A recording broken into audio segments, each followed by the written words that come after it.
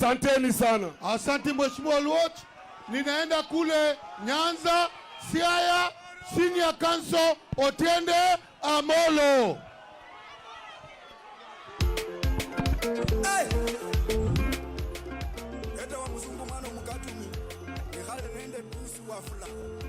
Haya.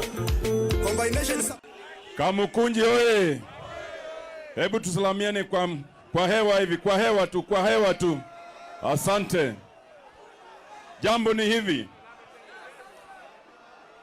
Mimi mnajua vizuri pamoja na wenzangu, baba alituambia tuzungumze nao watu.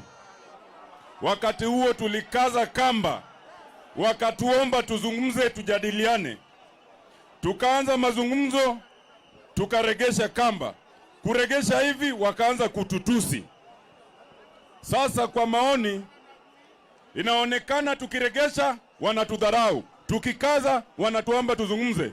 Leo hii vile wamesikia tunakuja hapa Kamukunji, na asikia wale tulikuwa nao bipartisan wameita press conference kule bunge, ati wanaomba tuanze kuzungumze tena kwa sababu wanajua tumekuja hapa. Halo? Kamukunji mpo? Jambo ni hivi.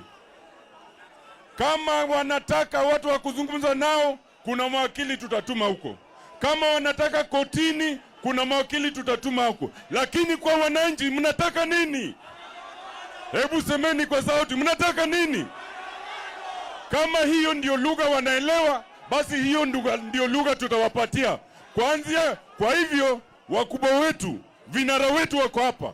Wamesikia watu wa Kamukunji wamesema mnataka nini? Mnataka nini? Wote wamesikia. Asanteni sana. Mheshimiwa